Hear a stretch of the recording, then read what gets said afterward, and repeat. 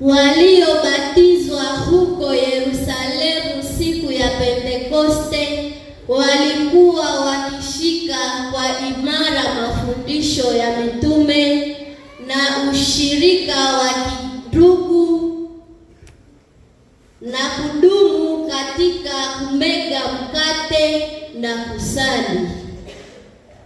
Hofu ikawaingia watu wote, maana maajabu na miujiza mingi ilifanyiwa na mitume. Waamini wote walikuwa wakiungamana pamoja na vitu vyao vyote wakivitia kusharikiwa na wote. Wakauza mali zao na vitu walivyokuwa navyo, wakavigawanya kwa wote kadiri ya mahitaji ya kila mmoja. Siku kwa siku kwa imara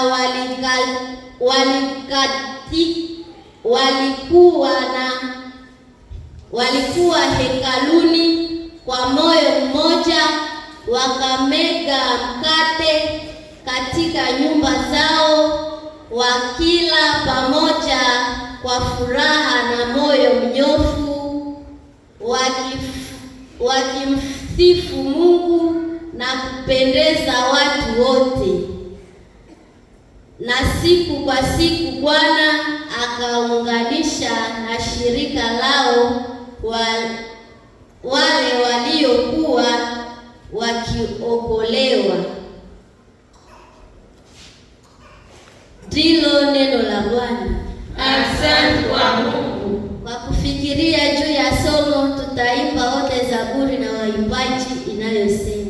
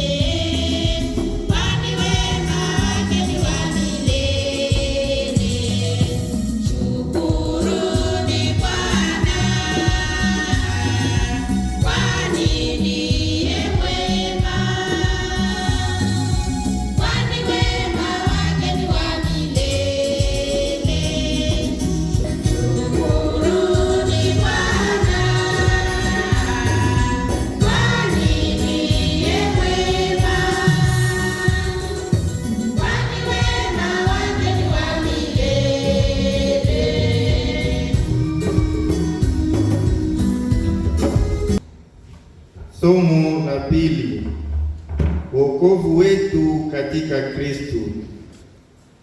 Mtakatifu Petro mtume anatoa wimbo wa kumtukuza Mungu kwa ajili ya mema ya wokovu wake yanayopita vitu vyote. Somo katika barua ya kwanza ya Mtakatifu Petro mtume, kipindi cha kwanza, mstari wa 3 hadi ule wa 9. Wote tusikilize.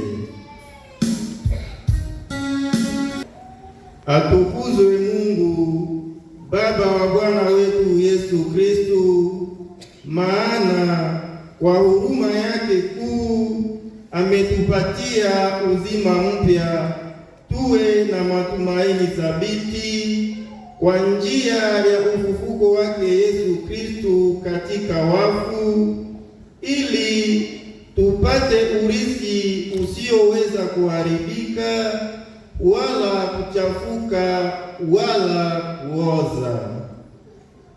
Nao umewekwa kabisa mbinguni kwa ajili yenu ninyi, mnaolindwa na uwezo wa Mungu sababu ya imani yenu, hata mpate wokovu ulio tayari kufunuliwa wakati wa mwisho.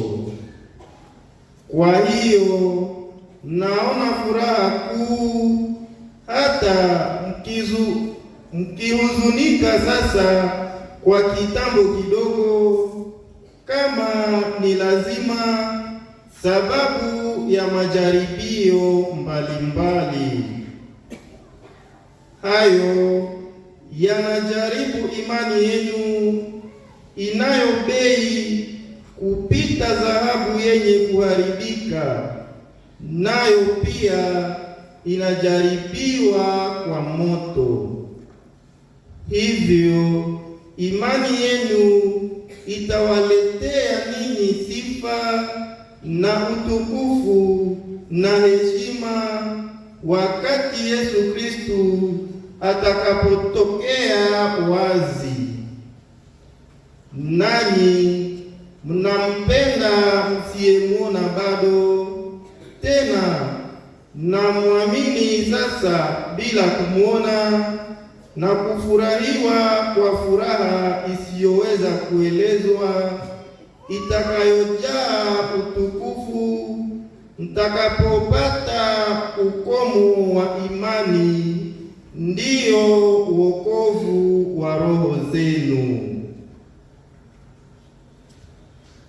Ndilo neno la Bwana. Asante kwa Mungu. Somo la tatu ndio Injili. Wote tusimame kwa wimbo wa shangilio.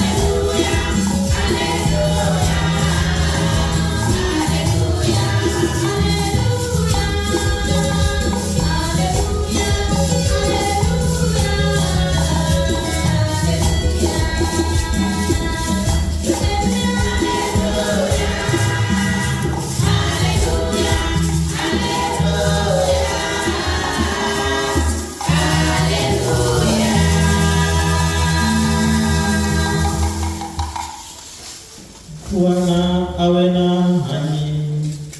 Awe pia nawe.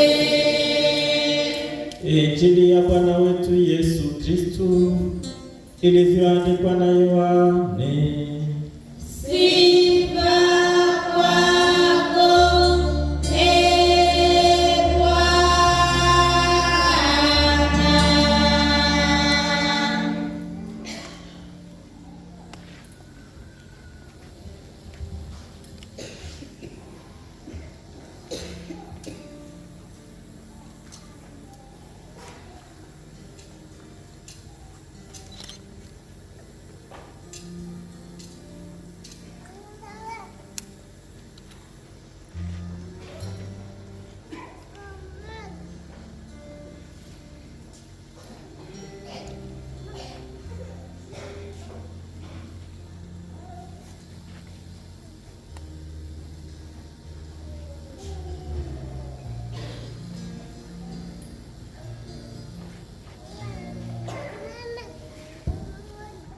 Yohane kipindi cha 20 toka mstari wa 19 mpaka wa 31.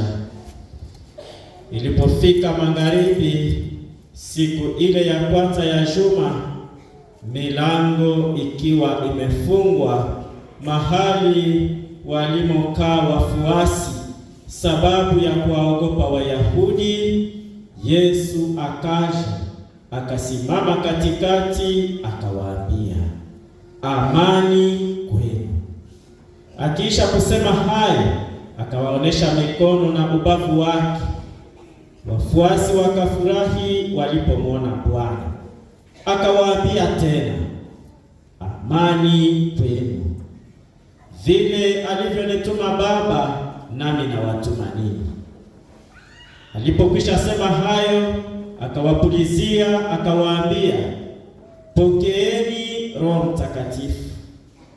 Wote mtakayemwondolea dhambi, wote mtakaowaondolea dhambi watakuwa wameondolewa. Wote mtakaowafungia dhambi watakuwa wamefungiwa. Toma, mmoja wa wale 12 aliyeitwa Pacha, hakuwapo pamoja nao alipokuja Yesu. Wafuasi wengine wakamwambia, tumemwona Bwana. Yeye lakini akawaambia, nisipoona mikononi mwake kovu za misumari na kutia kidole changu katika mahali pa misumari, tena mkono wangu katika ubavu wake, mimi sitasadiki hata kidogo. Baada ya siku 8 wafuasi walikuwamo tena ndani ya nyumba, naye Toma pamoja nao. Milango ikiwa imefungwa, Yesu akaja akasimama katikati akasema, amani kwenu.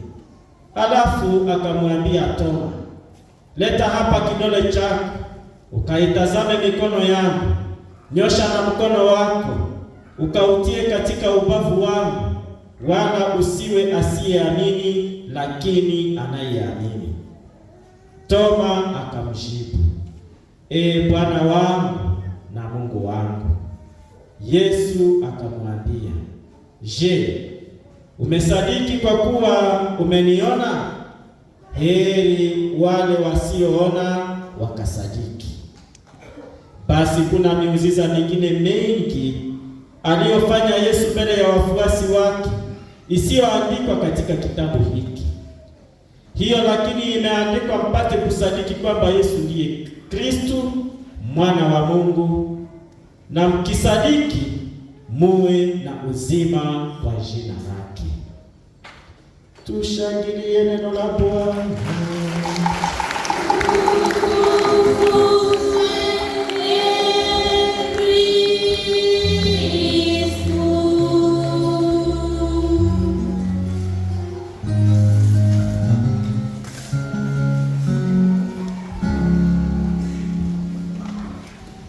Baba na mama, kaka na dada, shalome.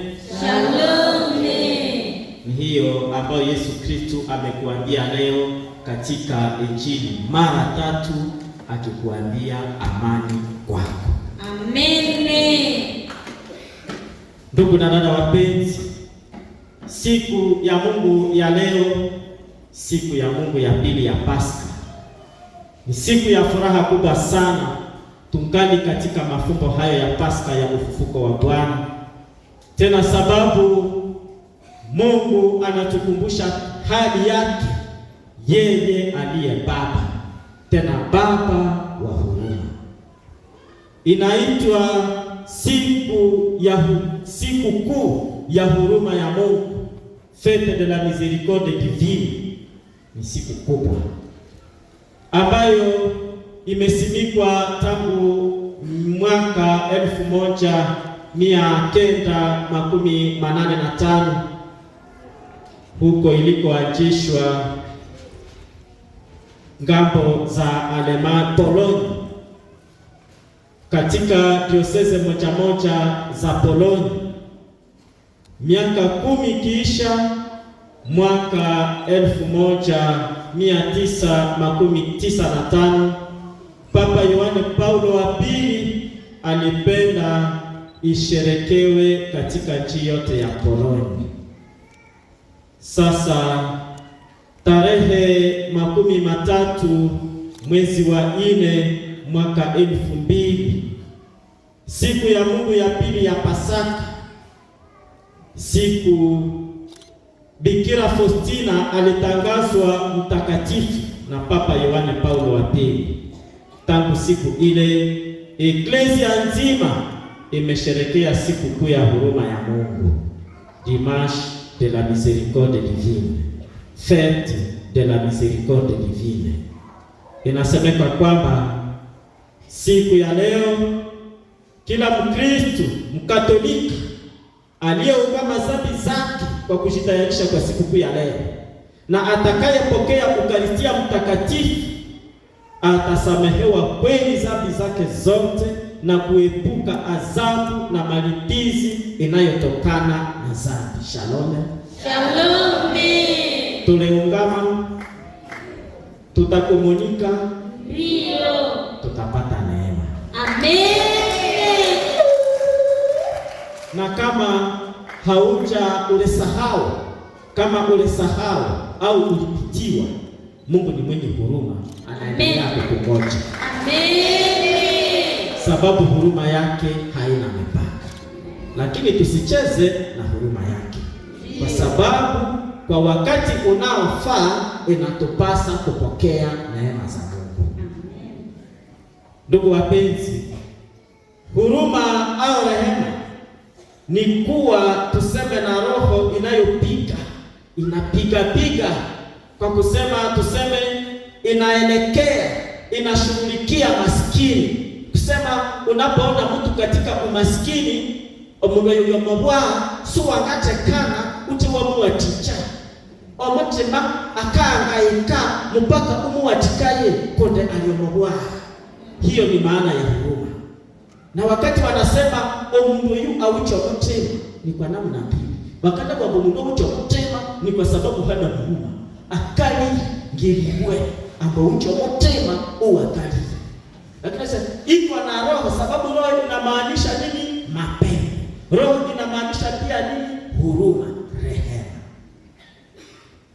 Ni kusema unahangaika, roho inapiga mpaka unatazama maskini, hautatulia, hautakaa na amani kama unaendelea kumwona huyu ambaye anapatikana katika umaskini. So wangatekana ukanangira umuli chenyu eni anamuwalwa eni anyomabwa. Hiyo ni huruma, na huyo ni Mungu. Hawezi akatulia ikiwa sisi watoto wake tunapatikana katika umaskini, zaidi sana umaskini wa dhambi. Na sasa anatuelekea. Tunaweza kusema tukichunguza neno huruma ya Mungu, huruma, rehema na misericordia, tunaona ndani mwake neno misere, umaskini, tunaona roho, misericordia, na tunasema huruma ya Mungu inayotuonesha uvumilivu wa Mungu kwa sisi wakosefu. Tunaona katika Injili namna gani Yesu Kristo aliendelea kuvumilia ukosefu wa imani wa Toma mpaka siku anajifunua kwake, mpaka siku anamhakikisha kwamba ni mzima, mpaka wakati anaamsha imani yake Toma. Hata kama tunakawia kuongoka, Mungu anaendelea kutuvumilia sababu ya uwema wake. Hiyo ni huruma yake. Huruma inaonesha roho inayoelekea maskini kwa kumsaidia.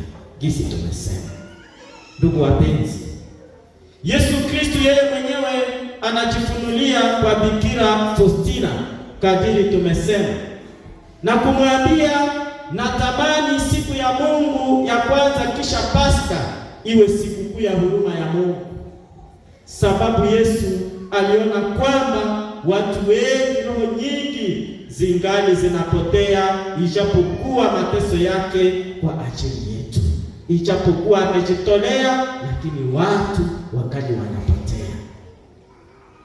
Na hivyo anatupatia tena muda wa wokovu, alituonesha huruma yake. Tufikirie juu ya huruma ya Mungu. Kila mmoja kati yetu anaweza kufikiria juu ya huruma ya Mungu kwa ajili yake. Unapochunguza maisha yako ya jana na ya leo, mahali ulipo, kweli tunaishi kwa huruma ya Mungu? Ndugu wapenzi, kwa kusherehekea vema sikukuu ya leo, tuliomba kufaa novena, na nawaza kila mmoja kati yetu alifaa novena hiyo, tukisali sapuli ya Yesu mhurumivu. Tulisali hatukusali? Tulisali. Mungu awabariki. Amen. Sababu Yesu aliahidia kwamba wote watakaosali novena hii kwa kutayarisha siku kuu ya huruma ya Mungu, atawajalia neema, baraka kwa namna nyingi.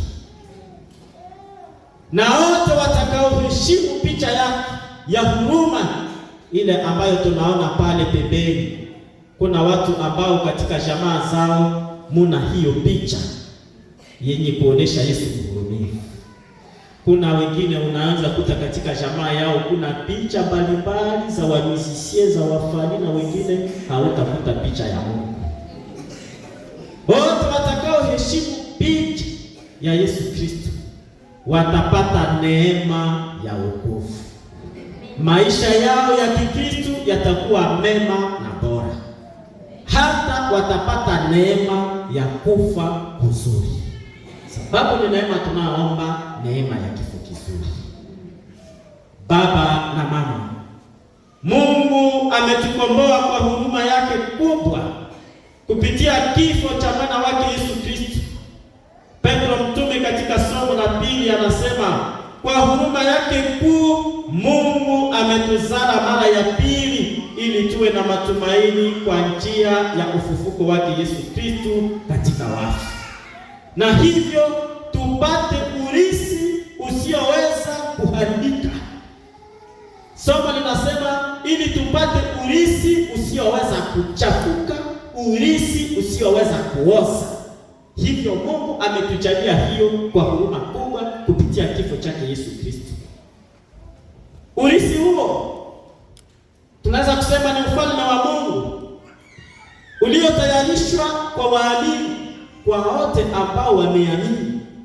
Kwa hiyo inatupasa kuwa na furaha ijapokuwa magumu, sababu tuna Kristo mfufuka pamoja nasi.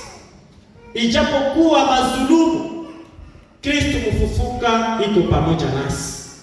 Na hiyo matumaini na imani ya kuwa na Yesu inatupatia furaha ijapokuwa ijapokuwa magumu, sababu tuna Yesu mfufuka.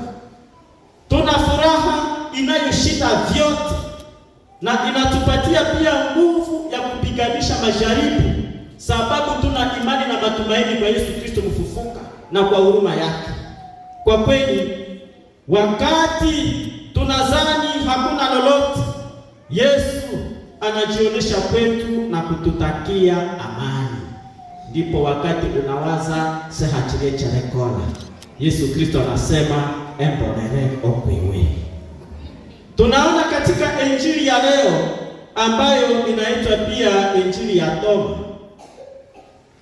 Tutaongea juu ya Toma kwa mwisho. Yesu Kristo mfufuka anajionyesha kwa wafuasi wake. Injili nasema nikiisha kifo chake magharibi ya siku ya kwanza ya juma. Tunaweza kumbuka hali ya wafuasi wake Yesu wakati huo. Wana mshangao, wana mtetemeko mkubwa, hawana tena mwelekeo. Sababu gani? Oyo baba yake tere amerehona. Yule waliyekuwa wanatumaini haiko tena, amekufa. Sababu ya hiyo wanaogopa wale nohoba, kwani wale waliomuua Bwana wakati ni wakati wanaweza kuwafikia na kuwaua nao pia. Basi kilekote avichomo kama huku wetu netu endabidi ndani bakanatutse mukako ebakatuhuwa. Sababu anatasema bano nabo baba bakamukwama, bano babe bale naye nabo bakui. Wakati wanaweza kuwafikia hivi na hivyo, kwa kutafuta kujikinga wanakusanyika, bali wanajifungia katika nyumba, wanafunga milango. Wamefunga milango yote. Sababu gani? Inasemeka sababu ya kuwaogopa Wayahudi. Siku ya kwanza ya juma, tunajua kwamba Wakristo wa kwanza hawakuwa wanakusanyika siku kwa siku, kila siku kadiri tunasherekea misa takatifu siku kwa siku, bali walikuwa na wakati wa kukutanika mara moja moja, siku moja kwa juma. Tena tumeona maana ya siku ya kwanza ya juma. Yesu Kristo anajitokeza kwao siku ya kwanza ya juma, na tukumbuke kwamba Yesu Kristo alifufuka siku ya kwanza ya juma. Ina maana kubwa sana. Yesu Kristo anafufua, anawatokea siku ya kwanza ya juma. Yesu Kristo anapenda afufue imani yao kwake, wawe na imani. Wanakusanyika hapa, walikuwa wakikusanyika siku ya kwanza ya juma. Ni siku ya Mungu ya leo, kwa sababu tunatoka katika Agano la Kale. Yesu Kristo kwa ufufuko wake ameumba vyote kuwa vipya, na siku ya ufufuko wake ulimwengu umeumbwa upya. Hatutasherekea tena siku ya Sabato. Tumetoka katika Agano la Kale, tunasherekea ufufuko wa Yesu Kristo. Sabato yetu imekuwa mpya, ni siku ya kwanza ya juma, siku ya ufufuko wa Bwana. Kwa kweli, ndugu na dada wapenzi, Yesu Kristo anatuambia wawili au watatu wanaokusanyika kwa jina langu niko pamoja nao. Hao wafuasi wa Yesu Kristo walikusanyika kwa jina la Yesu Kristo, wamejifungia katika nyumba wakifikiri mafumbo matakatifu. Tunapokusanyika hapa, Yesu Kristo iko pamoja nasi, kwa sababu kila siku ya Mungu ni siku ya ufufuko wa Bwana. Kila siku ya Mungu Yesu Kristo yuko mfufuka, na kila wakati wa Kristo wanapokusanyika kwa jina la Yesu Kristo, Yesu Kristo mfufuka iko pamoja nao. Yesu iko, hatuna tena lazima ya kuogopa. Ndugu na dada wapenzi, tumeona namna gani wanakusanyika. Hawakujifungia kila mmoja kwake, lakini wanakusanyika katika nyumba moja, na ilikuwa zoezi yao. Walikuwa wanajikusanyika katika nyumba ya muamini mmoja. Hakuyajengewa makanisa kama zimejengwa leo. Yesu Kristo amekisha kufufuka, wafuasi wale wanaomwamini walikuwa wanakusanyika. Munao tukitashia kusanyika aho ya Nyakabu, munao tukitashia kusanyika aho wa Kamba, munao oma fulani, walikuwa wanakusanyika hivi, na Yesu Kristo anawatokea. Ni kusema ni katika ushirika, katika umoja. Eklesia ni ushirika, tunakusanyika pamoja na wengine. Eklesia ni umoja, na imani yetu tunapaswa kuishi katika umoja, katika ushirika pamoja na wengine. Tunaona katika somo la kwanza, shirika la kwanza la Wakristo namna walivyokuwa wanaishi. Waliishi katika umoja wa kweli, wakigawa mkate pamoja, na maandiko inasema walikuwa wanagawa vyote pamoja. Walikuwa na prinsipe moja, kusiwe maskini kati yetu. Nabusanana echo oyuwiteko kumbinya waticha oyutawite. Walikuwa na furaha, waliishi imani pamoja, imani yao pamoja, na yote waliokuwa nayo waliweka pamoja, walileta katika umoja ili waweze kugawanya katika umoja. Waamini wote walikuwa wakiungamana pamoja, na vitu vyao vyote walivitia kusharikiwa na wote. Wakauza mali zao na vitu walivyokuwa navyo, wakavigawanya kwa wote kadiri ya mahitaji ya kila mmoja. Papa Yohane Paulo wa pili alizoea kusema hivi: Mungu ameumba vitu vyote katika ulimwengu kwa kusaidia watu wote. La distribution universelle des biens de la terre. Mungu aliviumba kwa ajili ya watu wote. Baba na mama, kama Mungu amekupa utajiri, si kwa ajili yako wewe mwenyewe, lakini ni kwa ajili ya watu wote. Echo wite ko munawile sechawe, lakini nyamuhangaka kuhacho kuwatikaye mcho mwabata. Inakuwa huzuni kubwa sana wakati unasikia kwamba utajiri wa nchi yetu ogominya watakade yuko makumirako butekebwe Kongo yetu. Ngani butekebwe kuwewe. Ni mali ya Mungu na ni ya watu wote. Na hiyo ndio wizi kabisa katika nchi fulani fulani. Oneti akayeri akone kai haiko kama ni ya watu wote. Wakristo wa kwanza iwa katungererana omukatika abo ese mwanya oyuyo mobwara, na hiyo ni nguvu, sababu umoja ni nguvu. Na hiyo oyu teko inawatichama iwa kale tegaja iwa yakuuma kandi omobolo omobutekane kandi omobuteme isi hangaja oyuwa ngahunga kujihania bakahunga iwa yiku makumira kwebyoshi bayiku makumira kwebyoshi bayiku makumira kwebyoshi ngabo bahandikane. Walikuwa wanagawa kila mmoja kadiri ya mahitaji ya wenzake. Hiyo inatufundisha kwanza kuweka yote katika umoja kwa ajili ya wengine. Pia inatufundisha kwamba eklesia ni kila mmoja kuleta mchango wake. Ndivyo eklesia inaendelea. Ulete mchango wako kwa ajili ya watu wote, ili watu wote wapate kufurahi. Naweza nikajiuliza, mimi naleta mchango gani ili watu wote wakule? Aho nili munawire ngana nachokekera wayi abantu bose bangatokereya meke akaja kuni witeko ngana natatu abantu bose bangatokere banacherenya no yute utecherenya atokereya kutsenerero erinya okomekekera y'abantu. Shalom. Shalom. Kusaidia wengine kwa mali yetu na kuleta mali yetu ili tusaidiane kati yetu. Abasha kuba kera babi banashiki bakalele cyana. Oh ndakale ta obulubu uyo bole kasombe, no ndi kale cyo kuliko lukundi, no ndi chihembe, no ndi bole kweshombeba, no ndi bole kwesamaki. No akasombe akandi yokoka kwa. Akaonda aleta. No yule anataka kwara kuta kanyama akandi yokoka sombe, kundine lengime nayo ne ya maana na mobele. Nebibika alaki banatsemile ibanatsemile. Walikuwa wanajua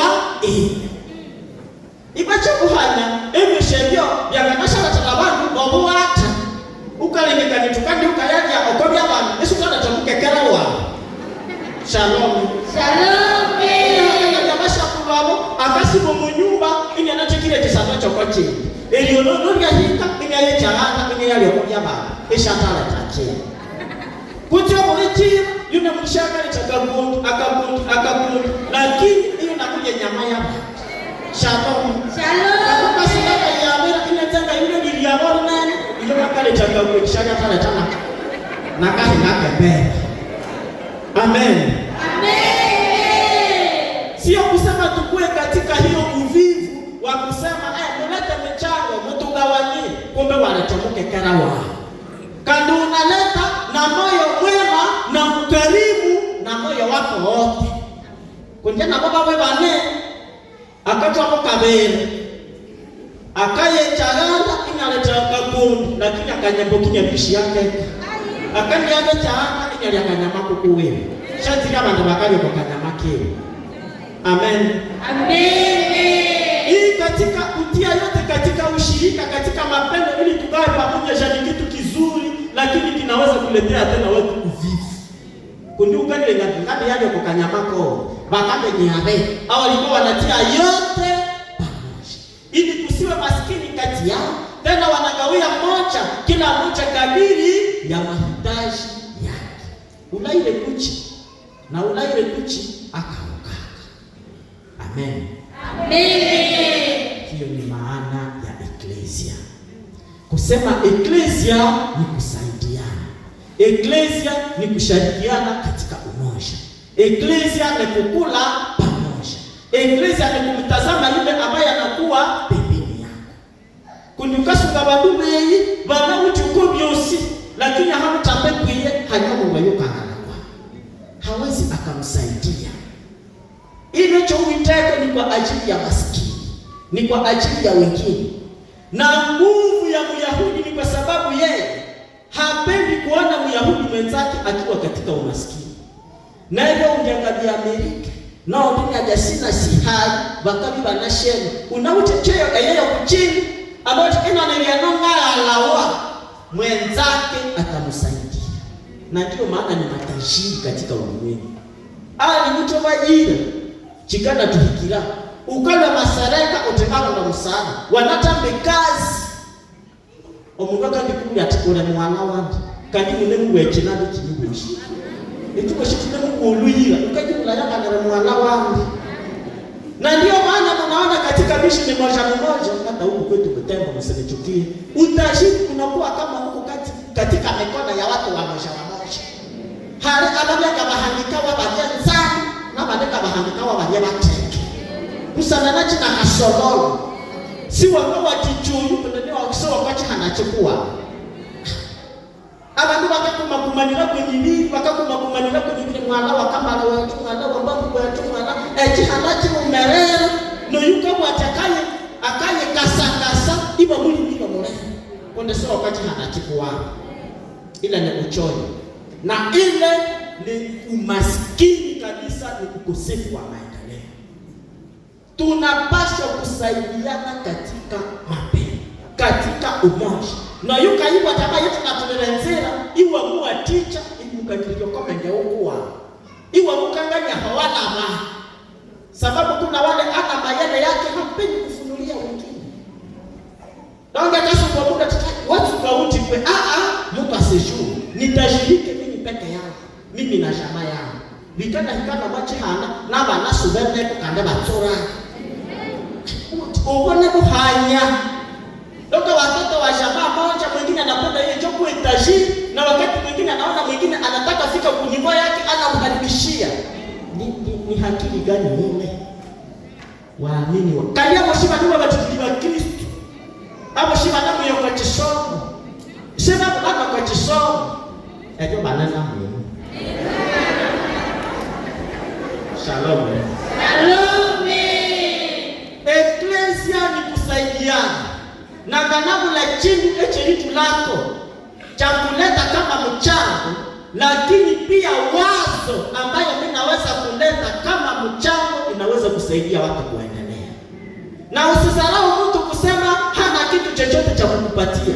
Au usisarau kusema sisi wicho mukekera waleta etumo shitule bateke kunda sana yuka la mama sio yuka ya shaba yuka ya mama si yote ni matashi. Mungu ametupatia akili, Mungu ametupa nguvu, Mungu ametupa mikono, Mungu ametupa vyote. Leta ile mikono yako kwa ajili ya maendeleo ya mji wako wa Butembo. Leta akili yako kwa ajili ya maendeleo ya mji wako wa Butembo. Leta nguvu yako kwa ajili ya maendeleo ya kartie yako. Ijamaduba ni manako karagara bakakaragara lakini kahiko mukartie munusike omutsafu iwa bunakartinga nichafu iwa bunakane unakosa kama ni nini. Tuone kisi kingine eti Butembo nafanana naye. Epusia yikao mukano kukutu. Amen. Tunakosa nini? Obuwata. Unaweza kama hauna kitu cha kuleta ili mgini ikuwe safi, una vyote Mungu amekupatia akili na nguvu yako. Omo mulichitunga, omo mulichitutu. Ese twatungerelwa tutukuyo uchoko mutoka, uyo muchukua vyo, uyusha muchakucheni. Tubosi tuwito wazo. Sababu na yule ambaye anaonekana kama hana kitu anaweza kuleta wazo itakayoendelesha watu. Amen. Amen. Kutia mawazo yetu pamoja ili tupate chakula. Abantu baniyangana nzama ibana mutendo kubi usiku mu nyumba, lakini hawajui kutia mawazo yao pamoja wapate kukula mzuri. Na lipaswa kutoka mu nyumba ila lakini bakale sombe libaki ile.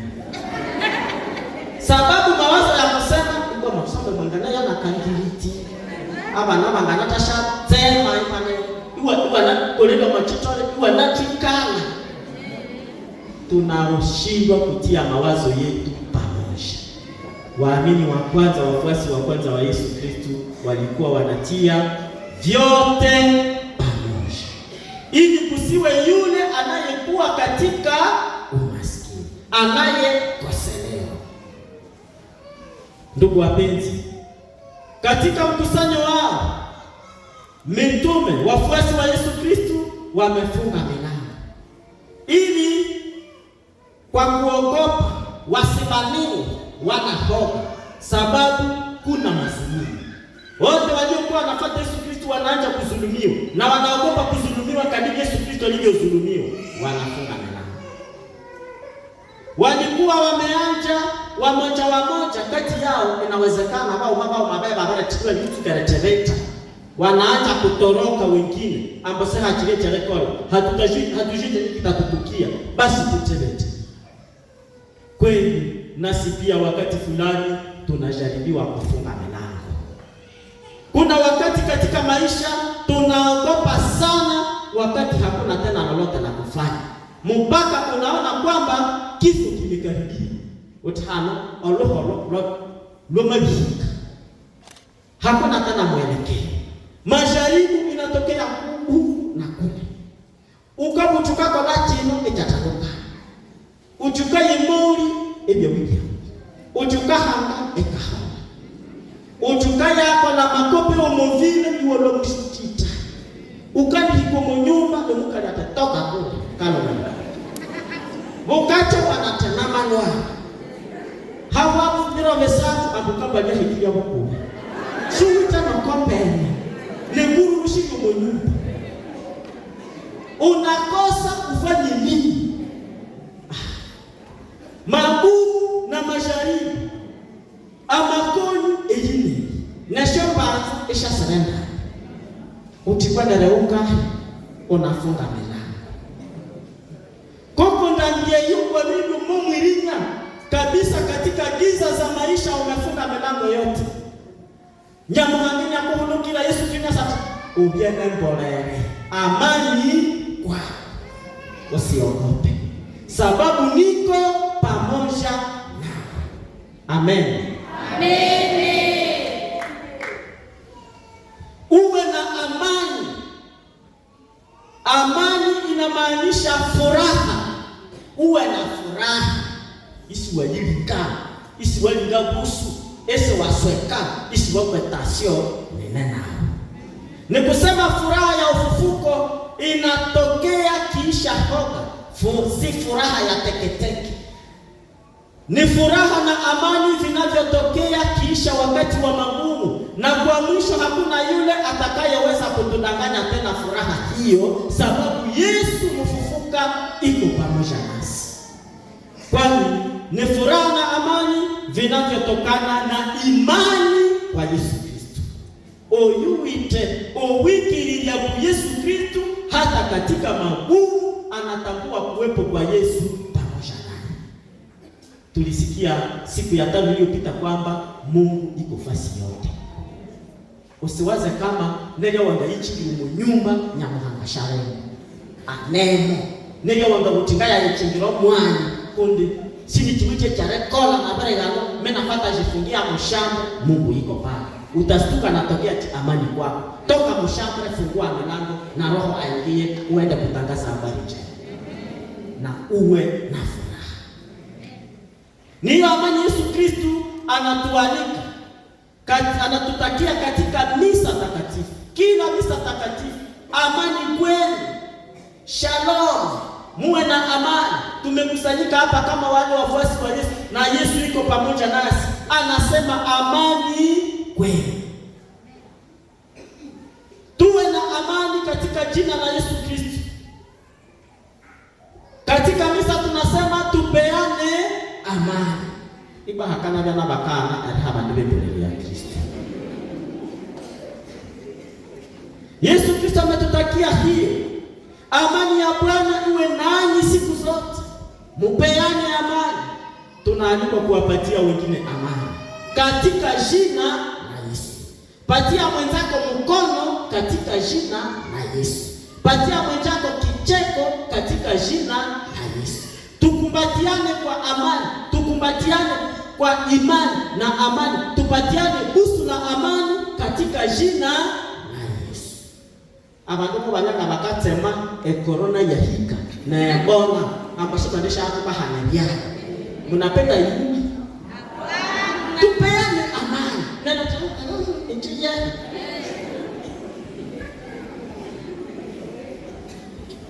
kuna pepo ya kuona shetani au mzimu katika kila mtu.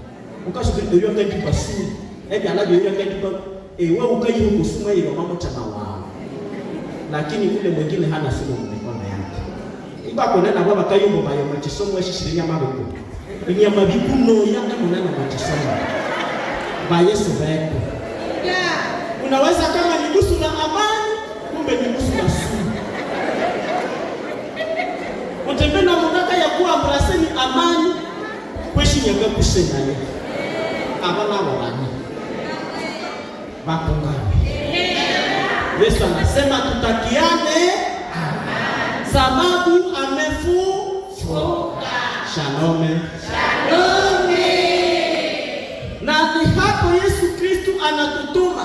Kisha kila misa takatifu anasema nendeni na amani ya Kristo. Nendeni na furaha ya Kristo. Tunaenda kuwaletea wengine amani. Aba chinanyichi kiri mu nyumba siku aba. Sibali mu wikiria. Bakale kagana ya bati Yesu Kristo shale nabo. Nyamuhanga shale nabo. Aba chinangaika. Aba chinatuungaye misonya. Aba chinakulanga bakutula kuchahi. Aba chinyoma bwana omabusama omabukubera na mabwera. Tunaenda kuambia amani kwenu. Tunawaletea Yesu Kristo na tunawatosha katika hiyo gereza ya kujifungia katika nyumba, kujifungia katika upweke.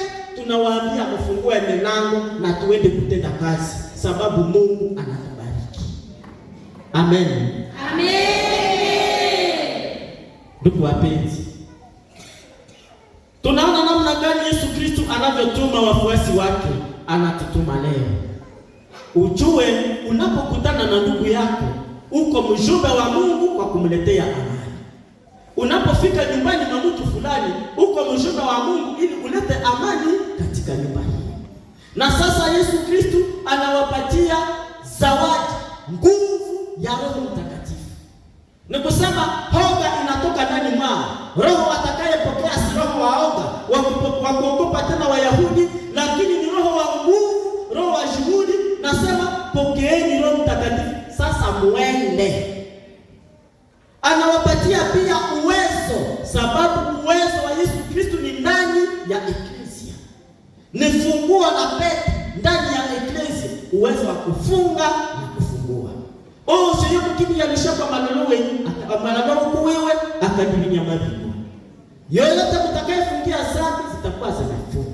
Mungu Yesu Kristo anawapatia uwezo. Na hivyo tumepewa uwezo huu. Ndugu na dada wapenzi, katika mashaka Mungu iko. Wakati unakuwa na mashaka, iwanenge kani Yesu Kristo atobide na kundi. Tumeona toba. Wakati wafuasi wengine wanasema tumeona Bwana.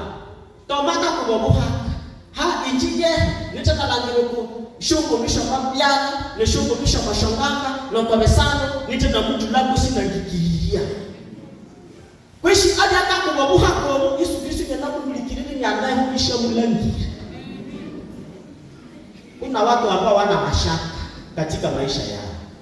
Yesu Kristo akamenya naye ukakubomoha ni anakulikiriri atikigwa uyu. Shashikwa na naye hamu. Yesu Kristo alikuwa anamsikiliza katika uvicho, lakini alimpatia wakati ya kuongoka.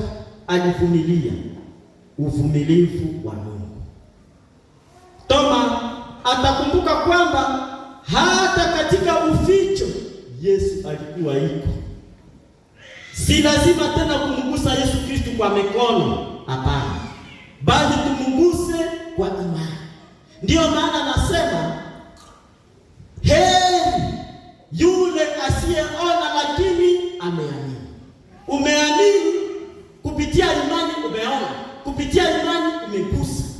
Na Toma alipotambua kwamba kwesi na nyanga kubohaka ingenenyi kulikirire na nyanga lilikanyana kweshi nyanuwire sababu alifuata jitokeza ama nyanga hotomaka kubohaka. Toma wasaha tulaha, angalia ni mimi Mungu wangu na Bwana wangu anaogama imani yake. Tunaomba Mungu kwa siku ya leo atujalie imani hiyo. Amen. Tunaomba Mungu kwa siku ya leo milango inapofungwa asitokee na kutuambia amen. Amen. Nchi yetu ya Kongo ambayo imefungwa. Donge tuneka bantu ukaje mkimbizi umukatie karo. Iwa kulechereja iunawute endema yao kakao. Lakini waholana sana unakosa mwelekeo. Sababu gani? Musana na bantu abatayi kumakumira kuyusi. Musana na bahemu. Mungu atusaidie tusiwe wachoyo. Mungu atusaidie, awasaidie wale ambao wanateseka wakutane naye kupitia wale walio na roho na moyo wa huruma. Tuombe nchi yetu, sababu ya vita milango imefungwa. Ukabu chukai wita ambu adef. Uchukalo lehi ambu. Uchukalo lenya unakosa kama uwede wapi. So wangasha yoko no, si wanga yoko side, so wanga yoko este, so yote imefungwa. Tunaomba Mungu ajitukuze na aseme amani kwa Kongo.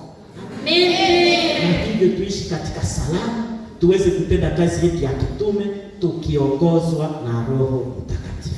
Amen. Bwana